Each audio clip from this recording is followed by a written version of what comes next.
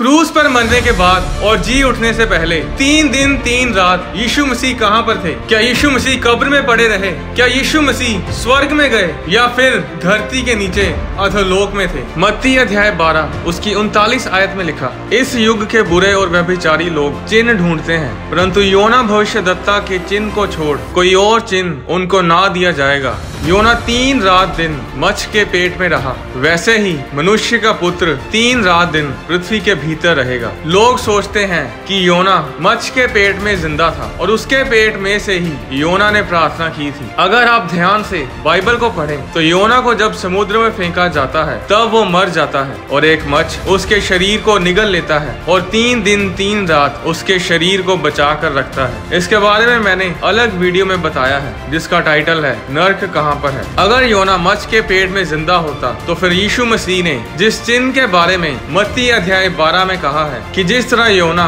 3 रात दिन मच्छ के पेट में रहा, वैसे ही मनुष्य का पुत्र 3 रात दिन पृथ्वी के भीतर रहेगा। योना मर गया था और 3 दिन 3 रात मच्छ के पेट में रहा और यीशु मसीह भी क्रूस पर मरे और 3 दिन 3 रात धरती के भीतर रहे। अब सवाल ये है कि यीशु मसीह धरती के भीतर कहाँ रहे? क्रूस पर मरने के बाद और जी उठने से पहले 3 दिन 3 रात यीशु मसीह ने कहाँ बिताए? इफिसियों अध्याय 4 उसकी 8 में लिखा, इसलिए वह कहता है, वह ऊंचे पर चढ़ा और बंदियों को बांध ले गया और मनुष्यों को दान दिए। उसके चढ़ने से और क्या पाया जाता है? केवल ये कि पृथ्वी की निचली जगहों में उतरा भी था और जो उतर गया ये वही है जो सारे स्वर्गों से ऊपर चढ़ भी गया कि सब कुछ परिपूर्ण करे। यीशु मसीह के क्रूस पर चढ़ाए जाने से पहले धर्मी और पापी लोग मरने के बाद कहाँ जाते थे? लूका अध्याय 16 उसकी 19 आयत में लिखा, एक धनवान मनुष्य था जो बैंजनी कपड़े और मलमल पहनता और प्रतिदिन सुख विलास और धूमधाम के साथ रहता था। लाजर नाम का एक कंगाल घावों से भरा हुआ उसकी देवड़ी पर छोड़ दिया जाता था और वह चाहता था कि धनवान की मेज पर की जूठों से अपना पेट भरे, यहाँ तक कि कुत्ते भी आकर उसके घावों को चाटते थे। ऐसा हुआ कि वह कंगाल मर गया और स्वर्ग दूतों ने उसे लेकर अब्राहम की गोद में पहुंचाया। वह धनवान भी मरा और गाड़ा गया और अधोलोक में उसने पीड़ा में पड़े हुए अपनी आंखें उठाई और दूर से अब्राहम की गोद में लाजर को देखा। तब उसने पुकार कर कहा, हे पिता अब्राहम, मुझ पर दया करके लाजर को भेज दे ताकि वह अपनी उंगली का सिरा पानी में भिगोकर मेरी जीभ को ठंडी करे, क्योंकि मैं इस ज्वाला में तड़प रहा हूँ। परंतु अब्राहम ने कहा, हे पुत्र, स्मरण कर कि तू अपने जीवन में अच्छी वस्तुएं ले चुका है और वैसे ही लाजर बुरी वस्तुएं, परंतु अब वह यहाँ शांति पा रहा है और तू तड़प रहा है। इन सब बातों को छोड़ हमारे और तुम्हारे बीच एक भारी खाई ठहराई गई है कि जो यहाँ से उस पार जाना चाहे वे ना जा सकें और ना कोई वहाँ से इस पार हमारे पास आ सके। पुराना नियम इब्रानी भाषा में लिखा गया था और नया नियम यूनानी भाषा में। जो शब्द पुराने नियम में अधोलोक के लिए इस्तेमाल किया गया है वो है शियोल, और जो शब्द नए नियम में अधोलोक के लिए इस्तेमाल किया गया है वो है हेडीस।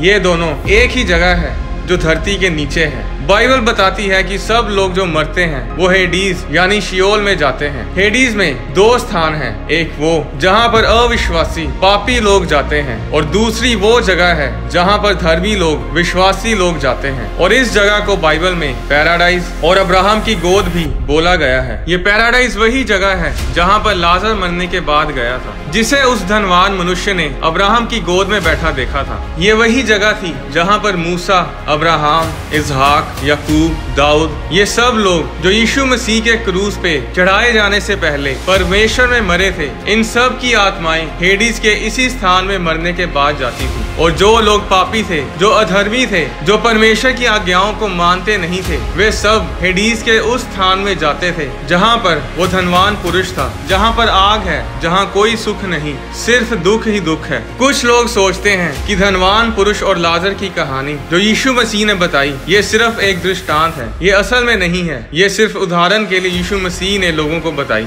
पर ऐसा नहीं है। जब यीशु मसीह दृष्टांत देते थे तब उस दृष्टांत में कभी भी किसी का नाम नहीं लेते थे। बीज बोने वाले के दृष्टांत में यीशु ने बीज बोने वाले के नाम का जिक्र नहीं किया। जंगली बीज के दृष्टांत में मत्ती अध्याय 13 उसकी 24 आयत में यीशु ने कहा, स्वर्ग का राज्य उस मनुष्य के समान है जिसने अपने खेत में अच्छा बीज बोया। इसमें भी यीशु मसीह ने मनुष्य के नाम का जिक्र नहीं किया। मत्ती अध्याय 13 उसकी 44 आयत में यीशु ने कहा, स्वर्ग का राज्य खेत में छिपे हुए धन के समान है जिसे किसी मनुष्य ने पाया और छिपा दिया। इस दृष्टांत में भी यीशु मसीह ने किसी का भी नाम जिक्र नहीं किया। बाइबल में 20 से भी ज्यादा दृष्टांत यीशु मसीह ने लोगों को बताए और सिर्फ धनवान मनुष्य और लाजर की उस कहानी में ही यीशु ने नाम का जिक्र किया। ये कोई उदाहरण नहीं थी, ये एक असली घटना थी। ये लाजर वो नहीं था जिसे यीशु मसीह ने जिंदा किया था। ये लाजर यीशु मसीह के आने से कहीं पहले मर गया था और मरने के बाद अब्राहम की गोद में पहुंचा। पुराने नियम में सब विश्वासी जानते थे कि जब लोग मरते हैं तो उनकी आत्मा कहाँ जाती है। उत्पत्ति अध्याय 37 में हम पढ़ते हैं कि यूसुफ के भाई यूसुफ को बेच देते हैं और षड्यंत्र रचकर ये साबित करते हैं कि यूसुफ को किसी जानवर ने फाड़ खाया है। उत्पत्ति 37 उसकी 34 आयत में लिखा, तब याकूब ने अपने वस्त्र फाड़े और कमर में टाट लपेटा और अपने पुत्र के लिए बहुत दिनों तक विलाप करता रहा। उसके सब बेटे बेटियों ने उसको शांति देने का प्रयत्न किया पर उसको शांति ना मिली और वह यही कहता रहा, मैं तो विलाप करता हुआ अपने पुत्र के पास अधोलोक में उतर जाऊंगा। याकूब ये सोच के बैठा था कि उसका पुत्र यूसुफ मर गया है। याकूब जानता था कि मरने के बाद आत्मा शियोल यानी हेडीज में जाती है और हेडीज में दो स्थान हैं, एक पापियों के लिए और दूसरा धर्मियों के लिए। हम सब जानते हैं कि यूसुफ का चरित्र कितना पवित्र था और ये बात उसका पिता भी जानता था। इसलिए उसे मालूम था कि यूसुफ अगर मर गया है तो वो शियोल के उस स्थान में है जिसे पैराडाइज बोलते हैं या फिर जिसे अब्राहम की गोद भी बोलते हैं, जहाँ पर सब धर्मी लोग जाते हैं। और यही वो जगह थी जहाँ पर यीशु मसीह क्रूस पर चढ़ाए जाने के बाद गए थे। पुराने नियम के सब विश्वासी, सब भविष्यद्वक्ता इसी जगह में थे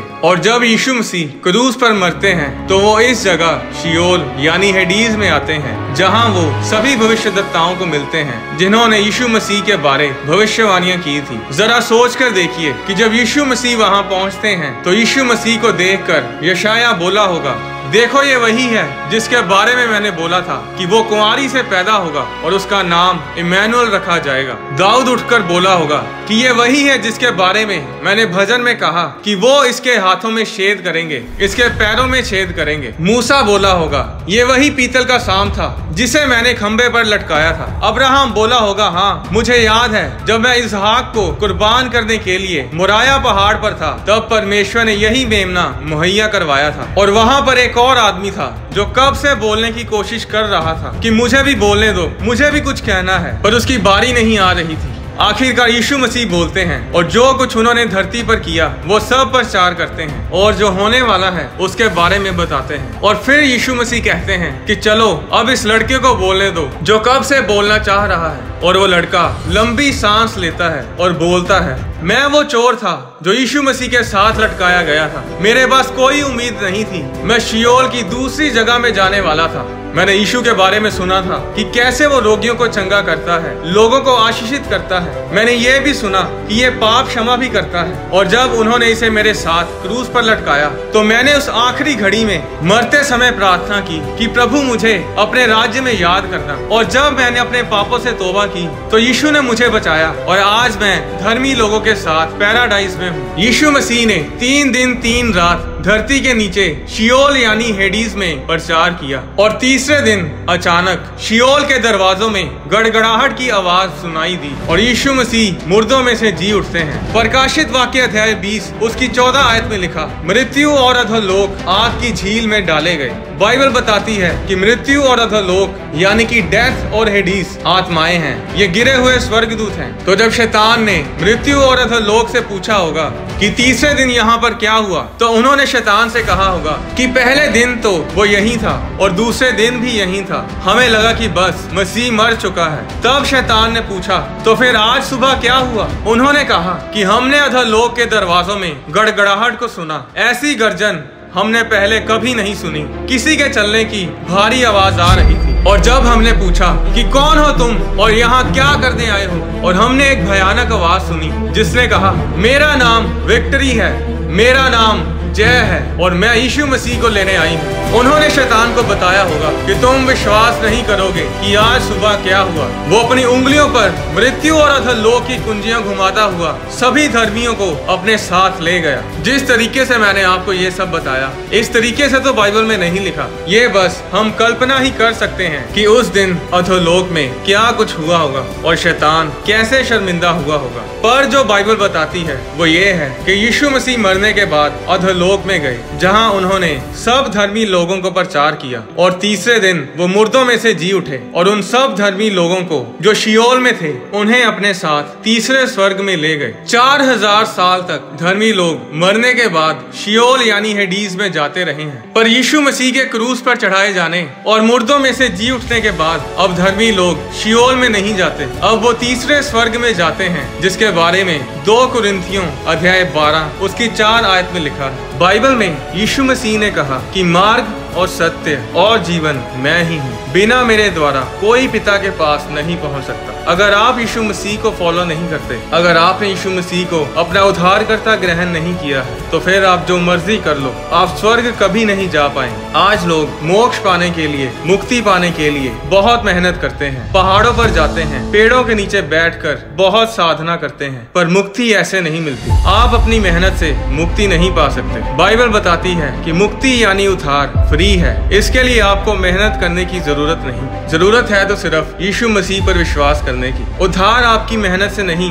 बल्कि परमेश्वर के अनुग्रह, परमेश्वर की कृपा और उसकी दया के कारण हमें मिलता है, जो सिर्फ यीशु मसीह को ग्रहण करने से हमें मिलता है। और उद्धार पाने के लिए आपको किसी चर्च में भी जाने की जरूरत नहीं। आप जहाँ कहीं भी हैं, आप इसी समय यीशु मसीह को अपना उद्धारकर्ता ग्रहण कर सकते हैं। अगर आप यीशु मसीह को अपना उद्धारकर्ता ग्रहण करना चाहते हैं तो मेरे साथ बोलें, परमेश्वर पिता, मैं विश्वास करता हूँ कि यीशु मसीह मेरे लिए इस धरती पर आए, क्रूस पर चढ़े, मेरे लिए मरे और मेरे लिए फिर तीसरे दिन मुर्दों में से जी उठे। मैं अपनी गलतियों, गुनाहों को मानता हूँ और अपने पापों से तौबा करता हूँ। यीशु मसीह, आप मेरे दिल में आए, मैं आपको अपना उद्धारकर्ता, अपना प्रभु ग्रहण करता हूँ, यीशु मसीह के नाम में, आमीन। अगर आपने ये छोटी सी प्रार्थना मेरे साथ की है तो आपने उद्धार पा लिया है। जी हाँ, ये इतना ही आसान है। लोग सोचते हैं कि परमेश्वर बड़ा कॉम्प्लिकेटेड है, पर परमेश्वर बहुत ही सरल है। आज बहुत से लोग परमेश्वर बनना चाहते हैं, पर इस दुनिया का कर्ता, इस दुनिया का बनाने वाला परमेश्वर इंसान बना आपके लिए और मेरे लिए। आज जो कोई यीशु मसीह पर विश्वास करता है वो नाश नहीं होता, बल्कि अनंत जीवन ग्रहण करता है। क्या आप जानते हैं, जब परमेश्वर ने इस धरती की सृष्टि की तो परमेश्वर ने किस जगह पर खड़े होकर इस पृथ्वी की सृष्टि की थी? परमेश्वर किस समय धरती पर घूमने आता है? याकूब इंसान होकर परमेश्वर के साथ कैसे लड़ा? आने वाली वीडियोस में मैं आपके साथ बाइबल के गहरे भेदों को शेयर करूंगा। आने वाली कोई भी वीडियो मिस ना करें। बाइबल के गहरे भेदों से भरी वीडियोस को देखने के लिए चैनल को सब्सक्राइब करें और साथ ही बने बेल आइकन पर क्लिक करके ऑल नोटिफिकेशंस को सिलेक्ट करें, ताकि चैनल पर अपलोड की जाने वाली हर एक वीडियो आपके फोन में जरूर पहुंचे। अगर आप डोनेट करना चाहते हैं तो आप होली स्पिरिट प्रोडक्शंस के बैंक अकाउंट में और QR कोड के जरिए भी अपनी डोनेशंस हमें भेज सकते हैं। परमेश्वर आपको आशीष दे।